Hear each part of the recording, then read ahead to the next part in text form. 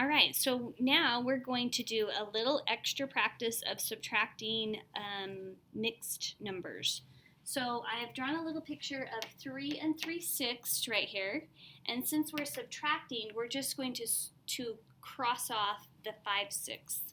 So you can tell that I'm starting with 3/6 and I have to take off 5/6. So I'm just going to start crossing them off, right?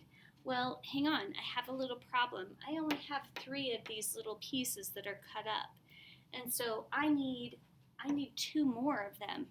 So what I'm going to have to do is I'm going to have to take this whole and I'm going to have to kind of essentially borrow from it or cut it up into pieces that I can actually take apart. So I'm going to break this into 6 pieces. And now, I could break both of these into 6 pieces if I wanted and have them all be there, but I really only need to break from this one, so I'm just going to leave those as wholes. All right, so now I'm ready and I can subtract off 5 of my 6 pieces. So I have 1, 2, 3, 4, 5, and 6. Oh, whoops, not 6. I just needed to take off 5. Okay, so I took off my 5 pieces. So what do I have left? I'm going to just fix that so I'm not confused. All right, so I have, what do I have left now? I have 2 wholes, and I have 1, 2, 3, 4 of those 6th pieces left. So I have 2 wholes, and I have 4 6ths left. Okay, now let's see. How could we make this work in our algorithm now? So I'm going to stack my algorithm so that I have my wholes over here and my fractions over here, almost like I have place value columns in a way. And I'm subtracting 5/6. And I'm just going to erase those just so that it's not so much for you to look at. And we're subtracting, so I'm going to put my subtraction sign right there. And so now I can start with my fraction pieces and go 3 subtract 5, but oh wait, that's the same problem I ran into over here, right? I can't take off 5 if I only have 3 that are cut apart. So I'm going to have to borrow from this whole. So I'm going to take this 3 and I'm going to cross it off like I'm borrowing, and I'm going to make that a 2.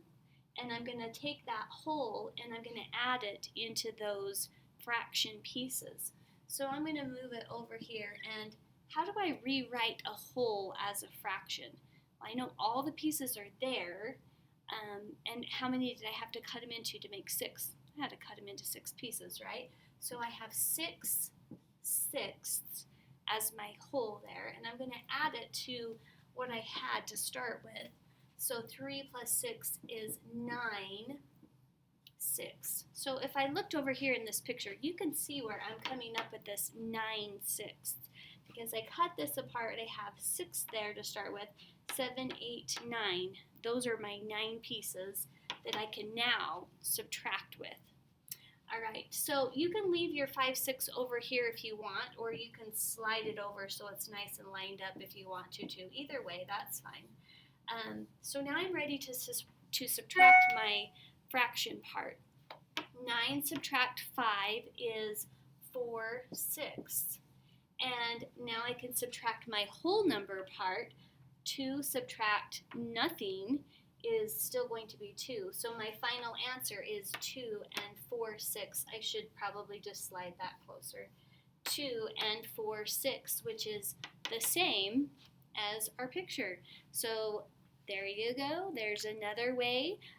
So to recap, if you don't have enough to subtract with, if you're trying to take 3 and you're trying to subtract a bigger number that you can't take away that, you are going to have to kind of regroup there, aren't you? You're going to have to borrow from that whole number and rewrite it as a whole and add it to what you already started with so that you have enough to subtract with. All right, okay, if you have any questions on your assignment today, I need you to put a big question mark by it and bring it to your Zoom meeting today, and we'll work through it together. I would love to do some problems with you. So, good luck, and I will see you at Zoom.